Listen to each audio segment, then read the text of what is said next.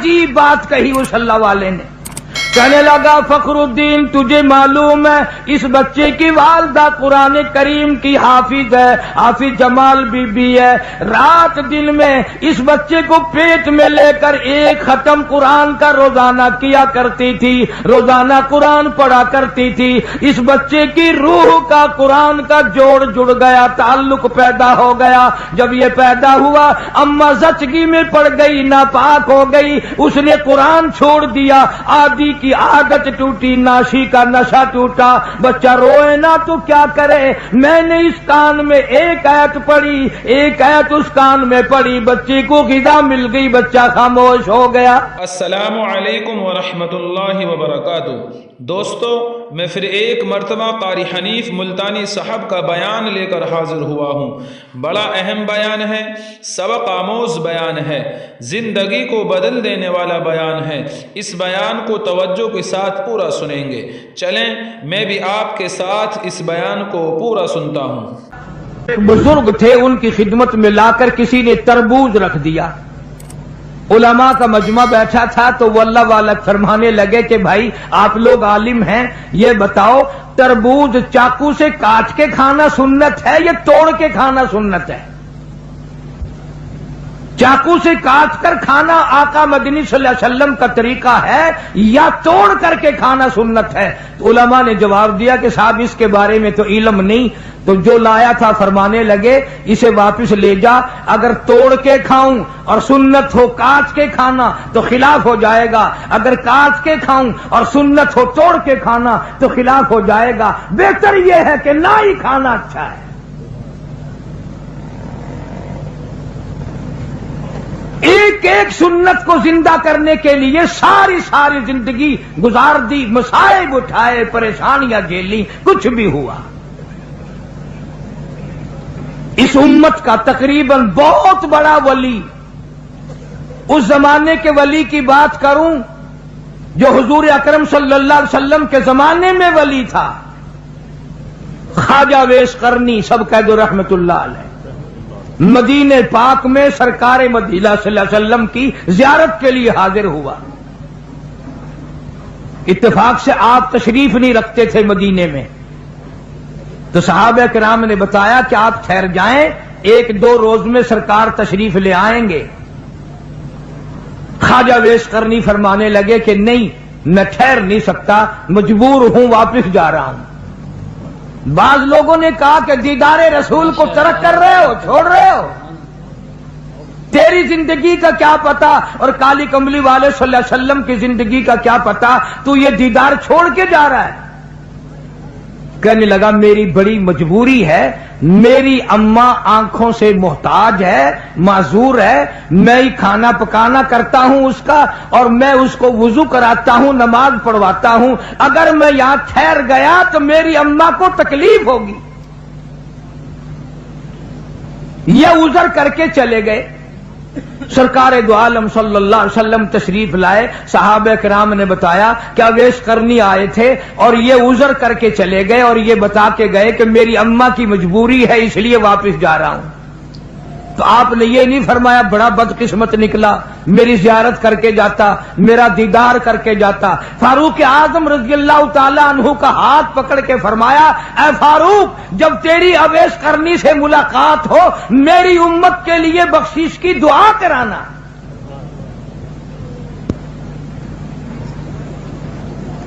آج لوگ ماں کی پرواہ نہیں کرتے, عالم مولوی بنے پھرتے ہیں, حاجی غازی نمازی بنے پھرتے ہیں, بڑے بڑے قاری عالم بنے پھرتے ہیں ہم لوگ, اور ماں کو سمجھتے ہیں میں پڑھا ہوا ہوں, یہ ان پڑھ جاہل ہے.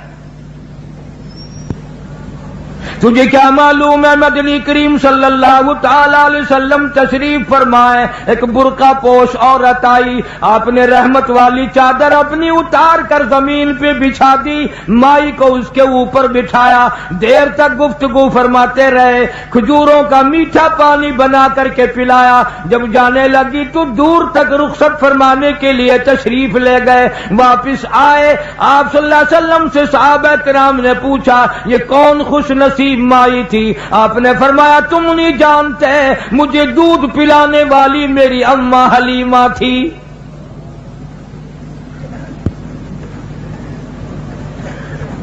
इरशाद फरमाया मदनी करीम सल्लल्लाहु ताला अलैहि वसल्लम ने, जो आदमी अपनी बूढ़ी अम्मा को देखकर खुश होता है, मैं इसके पेट से पैदा हुआ, इसकी गोद में पला, इसने मुझे मुंह में से निकाल कर मेरे मुंह में दिया, इसने मेरी बड़ी सारी जिंदगी खिदमत की, आज भी मेरे लिए दुआएं करती है। हुजूर अकरम सल्लल्लाहु अलैहि वसल्लम ने फरमाया उसके नाम आमाल में एक हज का सवाब लिख दिया जाता है।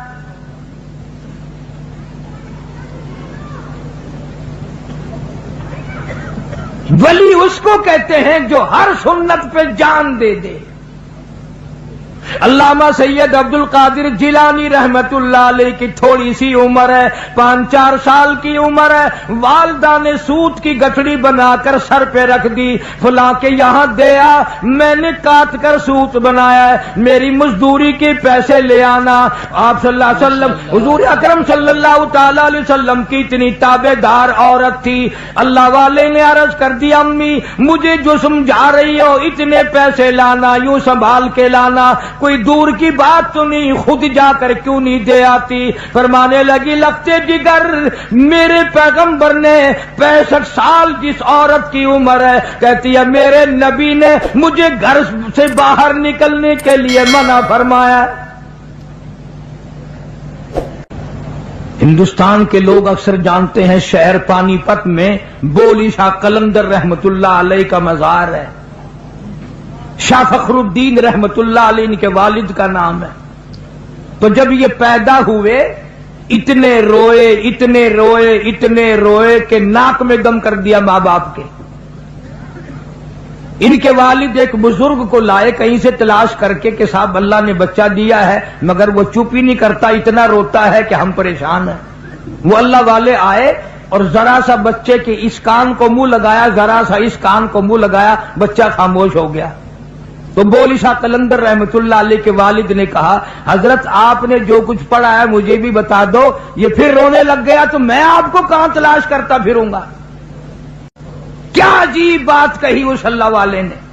कहने लगा फखरुद्दीन तुझे मालूम है इस बच्चे की वालदा कुरान करीम की हाफिज है, हाफिज जमाल बीबी है। रात दिन में इस बच्चे को पेट में लेकर एक खत्म कुरान का रोजाना किया करती थी, रोजाना कुरान पढ़ा करती थी। इस बच्चे की रूह का कुरान का जोड़ जुड़ गया, ताल्लुक पैदा हो गया। जब ये पैदा हुआ अम्मा जचगी में पड़ गई, नापाक हो गई, उसने कुरान छोड़ दिया, आदि की आदत टूटी, नाशी का नशा टूटा। बच्चा रोए ना तो क्या करे। मैंने इस कान में एक आयत पढ़ी, एक आयत उस कान में पढ़ी, बच्चे को गिज़ा मिल गई, बच्चा खामोश हो गया। पेशावर के मुसलमानों जब औरतें गोद में बच्चे को लेकर कुरान पढ़ पढ़ कर दूध पिलाया करती थी, इस औरत की गोद से अल्लामा सैयद अब्दुल कादिर जिलानी आया। जब औरत कुरान पढ़ पढ़ कर अपने बच्चे को दूध पिलाया करती थी, इसकी गोद से ख्वाजा कुतुबुद्दीन बख्तियार काकी आया।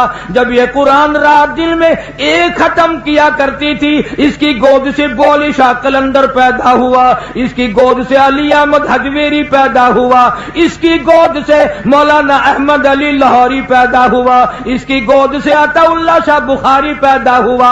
आज की औरत वीसीआर के सामने बैठकर बच्चे को दूध पिलाती है। याद रखो बदमाश आएंगे, गुंडे आएंगे, वली नहीं आएंगे।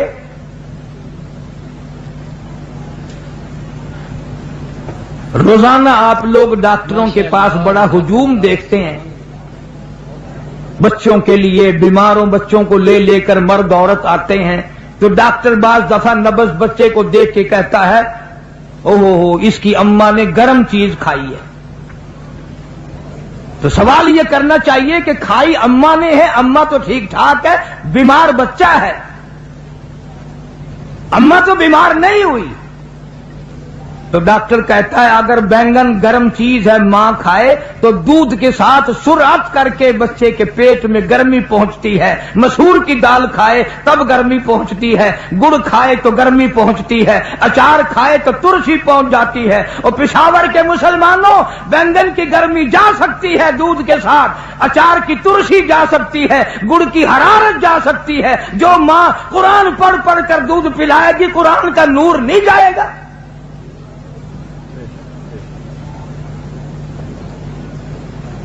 کیا وجہ تھی کہ اس زمین پہ اللہ کی سرزمین پہ ایک ایک ایسا اللہ والا آیا کہ ناخون بھی سنت کے خلاف نہیں کٹوائے؟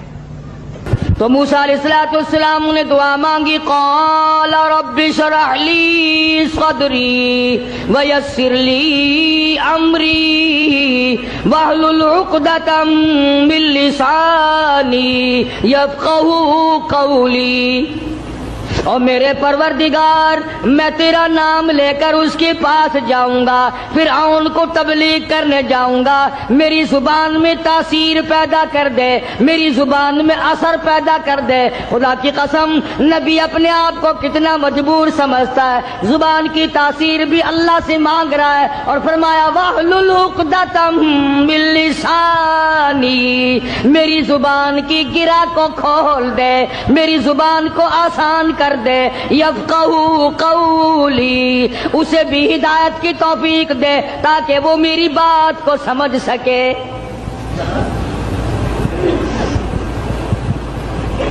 کبھی ہم نے بھی دعا مانگی، الہی وہ زبان دے جس سے مجھے مانگنا آ جائے، جس زبان میں تاثیر ہو، تیرے نام لینے کی توفیق ہو۔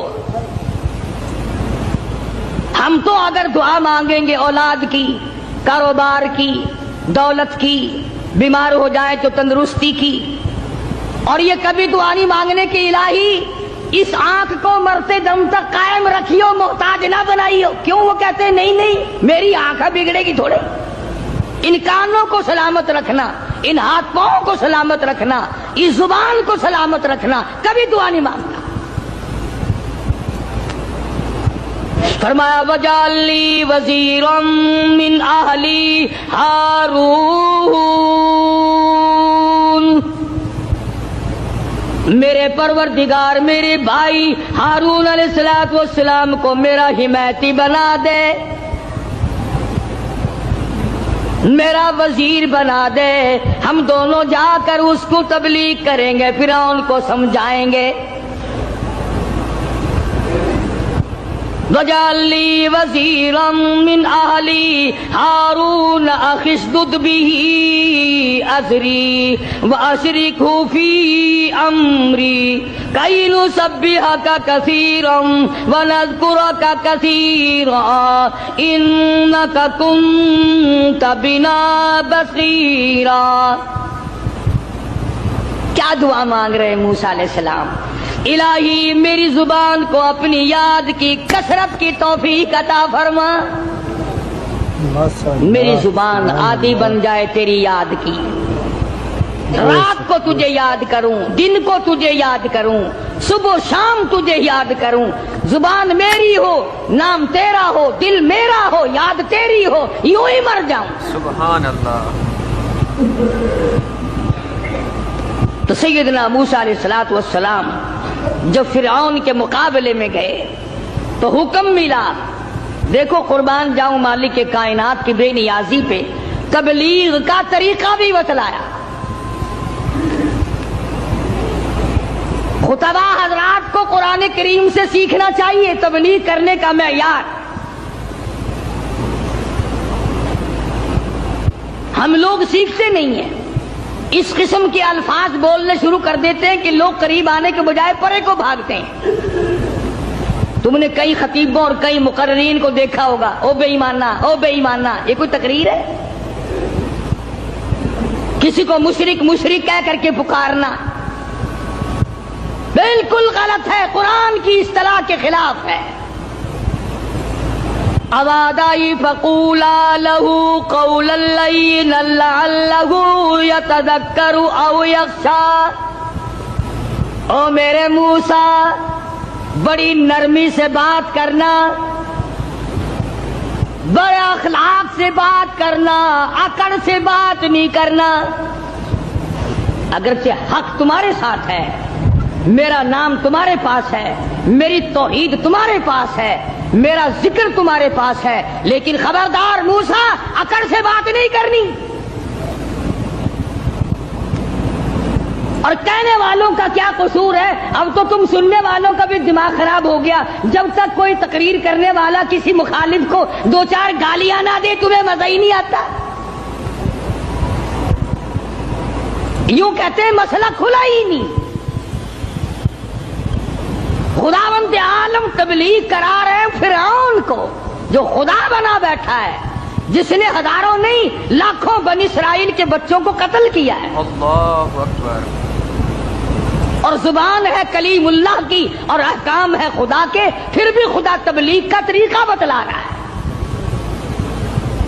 قولا لینا لعلہ یتذکر او یخشی۔ میرے موسیٰ، بڑی حلیمی سے بات کرنا، بڑے اخلاق سے بات کرنا، بڑے طریقے سے بات کرنا، شاید وہ راہ راست پہ آ جائے۔ قربان جاؤں تیری حلیمی کے میرے پروردگار، جو خدا بنا بیٹھا ہو تو اس کو بھی چاہتا ہے کہ میرے دروازے پہ آ جائے تو میں اسے معاف کر دوں۔ موسیٰ علیہ السلام تشریف لے گئے، فرعون کو جاتے سمجھایا، تبلیغ کی، اللہ پاک کی توحید کا مسئلہ سمجھا دیا۔ وہ ایک ہے، وہ حی قیوم ہے، 1 کروڑ روپے ادا کرنے کے بعد ایک سانس کوئی مول خرید نہیں سکتا۔ ساری حکومت دینے کے بعد اگر کوئی اپیل کرے الہی او اسرائیل یہ میرا تخت شہنشاہی لے لے، مجھے ایک سانس فالتو دے دے، زیادہ لینے دے، قطعاً ایسا نہیں ہوگا۔ کروڑوں روپے کے بدلے میں ایک سانس نہیں ملتا، پوری تخت و تاج حکومت کے بدلے میں ایک سانس نہیں ملتا۔ جس رب نے یہ نظام بنایا ہوا ہے وہی پروردگار کہتا ہے چلو فرعون کو جا کر ہدایت کرو، بے شک وہ گناہگار ہے، اگر آج بھی میرے دروازے پہ جھک جائے تو میں معاف کر دوں گا۔ سمجھتے ہوں ساری عمر حرام کھاتے جس کی گزری ہے وہ بھی اپنے آپ کو پاک صاف سمجھتا ہے۔ کمال ہے انسان کی بھی، ساری عمر زنا کیا، ساری عمر حرام کھایا، ساری عمر بدماشی کی، ساری عمر جوا کھیلا، شراب پی، اور دوسروں سے پھر بھی اپنے آپ کو کہتا آخر چلو میں گناہگار صحیح پر ان سے تو اچھا ہوں میں اوروں سے۔ یہ ایک بیماری ہے، یہ ایک گناہ کے بڑھنے کا سبب ہے، توبہ توفیق نہ ہونے کی علامت ہے۔ جہاں زنا کرنا گناہ ہے، جہاں شراب پینا گناہ ہے، جہاں جوا کھیلنا گناہ ہے، جہاں حرام کھانا گناہ ہے، وہاں پر آدمی کو اپنے آپ کو اوروں سے اچھا جاننا یہ بھی اسی طرح کا بلکہ اس سے بھی بڑا گناہ ہے۔ دل میں یہ خیال لانا کہ یہ سارے کافر پھرتے ہیں، میں اکیلا مسلمان ہوں، قطعاً غلط ہے۔ تو موسیٰ علیہ السلام نے فرعون کو جا کر کے تبلیغ کی، فرمایا تو خدا نہیں ہو سکتا، تو رب نہیں ہو سکتا، رب العالمین وہ ذات ہے جس کے قبضے میں زمین و آسمان ہے، جو موت و حیات کا مالک ہے، جو لوگوں کی بیماری اور تندرستیوں کا مالک ہے، جو لوگوں کی خوراک اور ایک ایک دانے اور ایک ایک گھونٹ پانی پہ قادر ہے، رب وہ ہے، تو نہیں ہے۔ اب فرعون کہنے لگا کہ اچھا تو صحیح خدا کا نمائندہ ہے، مقابلہ کر میری ساتھ، مقابلہ کر میری ساتھ۔ چنانچہ فرعون نے جادوگر بلائے۔ اس زمانے میں جادو کا بڑا زور تھا، جادو کا بہت ہی لوگوں میں طریقہ کار تھا، طرح طرح کے جادو کیا کرتے تھے۔ تو فرعون نے اپنے جادوگر بلائے، انہوں نے میدان میں رسیاں ڈال دی، رسیاں ڈال دی. جب انہوں نے جادو کیا تو وہ سارے سانپ بن گئے, رسیوں کے سانپ بنا دیے جادوگروں نے. موسیٰ علیہ السلام بڑے حیران ہوئے. اب جادو پیغمبر کی تعلیم تو نہیں, خدا کی تعلیم بھی نہیں, کلام الہی اللہ کی تعلیم ہے, جادو شیطان کی تعلیم ہے. جادو شیطان کی تعلیم ہے, کلام اللہ کی تعلیم ہے. تو مقابلہ ہے کلام کا اور شیطان کا. تو شیطان کے کلام سے انہوں نے, جادوگروں نے رسیوں کے سانپ بنا دیے. اب موسیٰ علیہ السلام حیران کھڑے ہیں کہ اب میں کیا کروں. آواز آئی قال القھا یا موسیٰ, قال القھا یا موسیٰ, اے میرے موسیٰ یہ جو ہاتھ میں آسا لیے کھڑے ہو, جو لکڑی لیے کھڑے ہو, اسے زمین پہ ڈالو. یہ جو تمہارے ہاتھ میں لکڑی ہے, یہ جو آسا ہے, اس کو زمین پہ ڈالو. انہوں نے زمین پہ ڈال دیا. فرمایا فَأَلْقَاهَا فَإِذَا هِيَ حَيَّةٌ تَسْعَىٰ. وہ موسیٰ علیہ السلام کا جو آسا تھا, جو لکڑی تھی, وہ بہت بڑا اژدہا بن گیا. فرعون بھی دیکھ رہا تھا, فرعونی بھی دیکھ رہے تھے, بڑی مخلوق تھی. اور ایسے موقع پر تو اور بھی لوگ زیادہ آ جاتے ہیں. آج اگر تم شہر میں جا کے یہ کہہ دو نا کہ آج وہاں قاری حنیف کی مسجد میں مناظرہ ہوگا, پھر دیکھو سارے بھاگتے ہی ہوئے آؤ گے یہاں. تو گویا مقابلہ ہے موسیٰ علیہ السلام اور فرعون کا. تو خلقت بڑی آئی ہوئی ہے. فرعون کے جادوگروں نے جب وہ رسیوں کے سانپ بنائے تو موسیٰ علیہ السلام کو اللہ پاک نے حکم دیا کہ آپ اپنا آسا ڈال دیں. جب آسا ڈالا تو وہ سب سے بڑا سانپ بن گیا, اور وہ جادوگروں کے جتنے بنائے ہوئے چھوٹے چھوٹے سانپ تھے ان سب کو کھا گیا. پھر وہ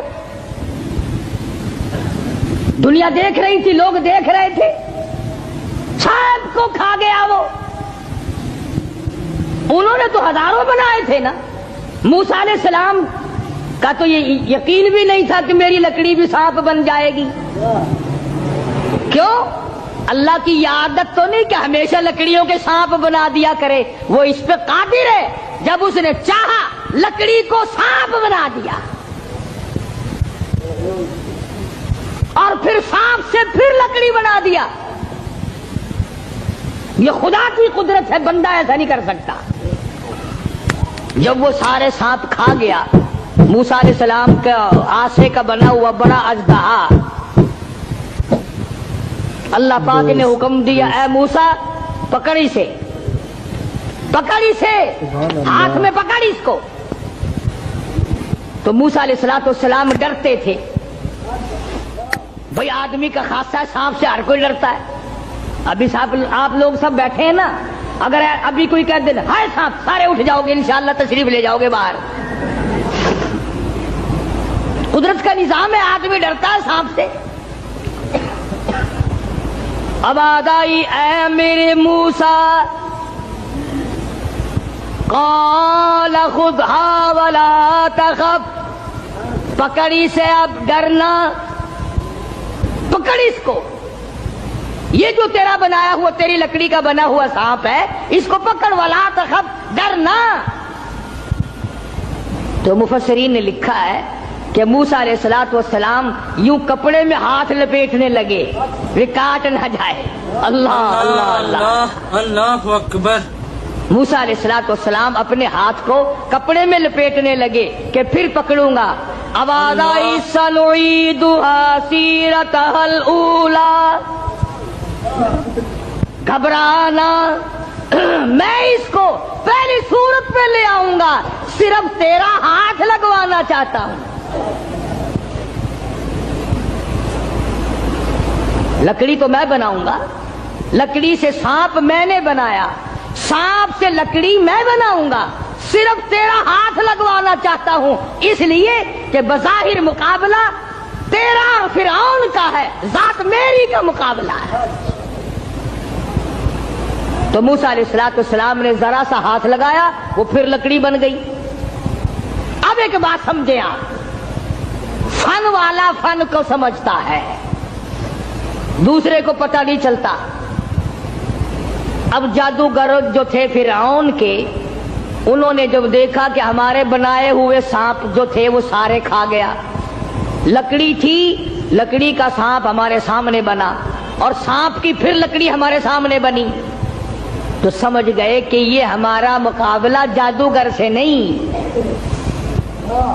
فرعون کے جادوگر یہ سمجھ گئے کہ ہمارا مقابلہ جادوگر سے نہیں، نبی سے ہے، خدا کے نمائندے سے ہے۔ ہمارا مقابلہ فن سے نہیں ہے۔ جادوگر سمجھ گئے کہ موسیٰ علیہ السلام جادوگر نہیں، اس کے پیچھے کوئی طاقت ہے جو کام کر رہی ہے۔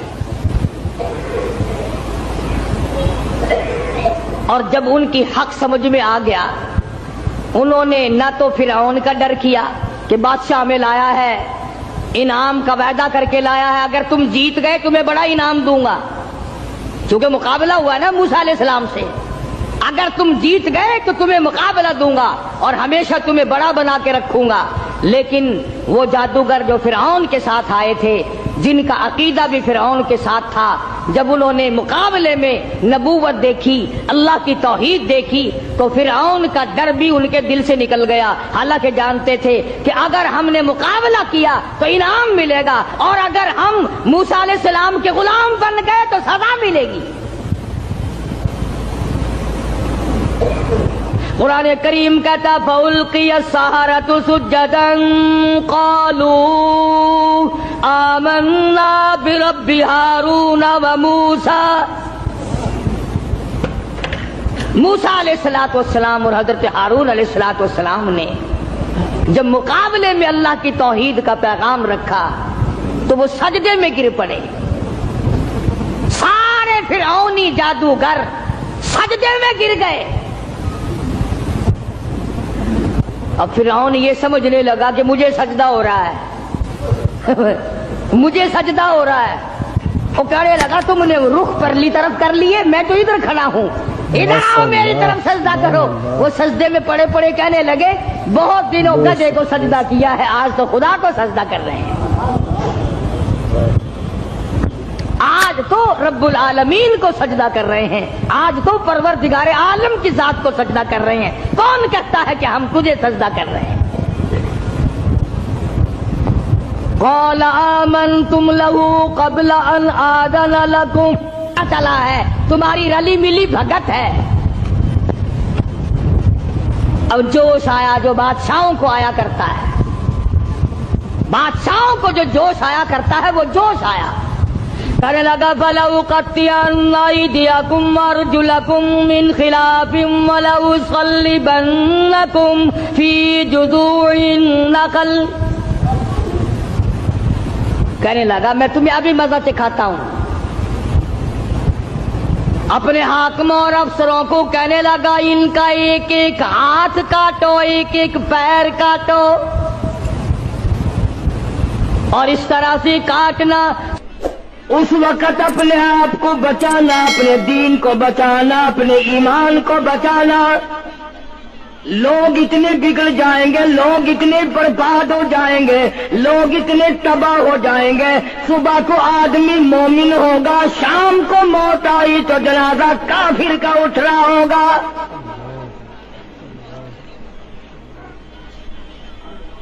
ارشاد فرمایا محمد عربی صلی اللہ تعالی علیہ وسلم نے، او لوگوں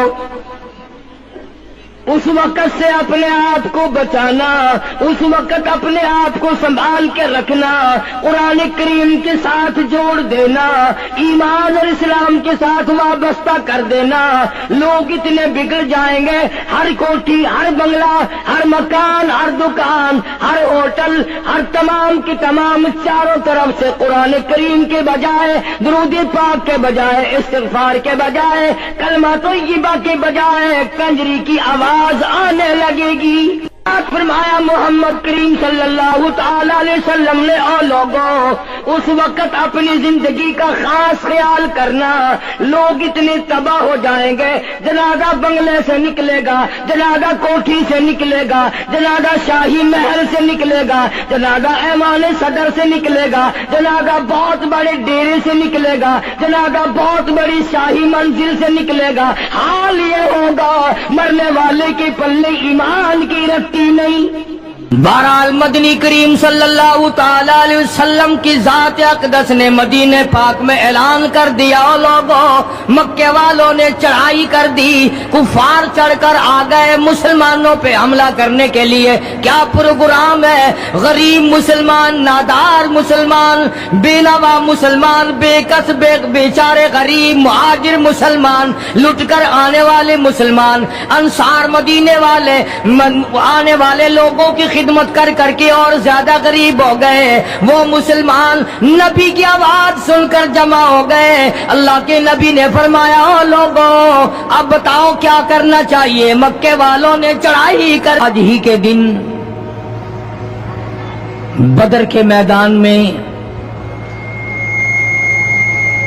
محمد عربی صلی اللہ علیہ وسلم پر، آپ کے صحابہ کرام پر مکے کے لوگوں نے مل جل کر کے حملہ کیا، پروگرام بنایا اسلام کو ختم کر دو،